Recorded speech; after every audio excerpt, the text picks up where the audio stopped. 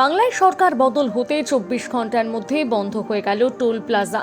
দার্জিলিং যাওয়ার পথে আর দিতে হবে না অতিরিক্ত টাকা।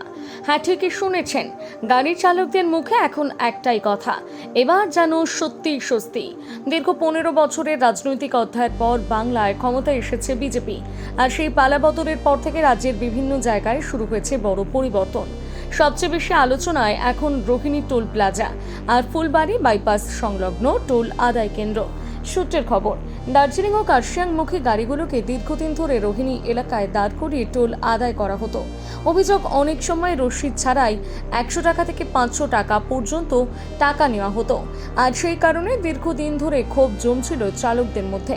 কিন্তু সরকার বদলের পরই বিজেপির সমর্থনকারী জিএনএলএফ কর্মীরা বিক্ষোভ দেখান। এরপরই টোল আদায় কর্মীরা এলাকা ছাড়েন এবং বন্ধ হয়ে যায় রোহিণী টোল প্লাজা। ঘটনার পর গাড়ি চালকদের মধ্যে দেখা যায় উচ্ছ্বাস। অনেকের বক্তব্য, এবার দার্জিলিং যেতে অন্তত অকারণে টাকা দিতে হবে না। শুধু রোহিণী নয়, শিলিগুড়ির ফুলবাড়ি বাইপাস এলাকাতে অবৈধ টোল আদায়ের অভিযোগ ছিল বহুদিনের। জানা যাচ্ছে, সিপিএম আমল থেকে শুরু হওয়া এই টোল প্লাজার পর তৃণমূল সরকারের সময়েও চলছিল। এখন সেখানেও বিক্ষোভের মুখে টোল আদায় কার্যত বন্ধ হয়ে যায়। সবচেয়ে বেশি স্বস্তিতে রয়েছেন ট্রাক চালকরা। তামিলনাড়ু থেকে আসা এক ট্রাক ড্রাইভারের বক্তব্য, বাংলায় ঢুকলেই নানা জায়গায় টাকা দিতে হতো, এখন হয়তো সেই ঝামেলা কমবে।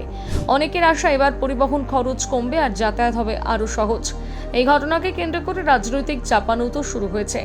একটা পক্ষ বলছে এটা মানুষের ক্ষোভের বিস্ফোরণ, অন্য পক্ষের দাবি আইন মেনে যা করার প্রশাসন করবে।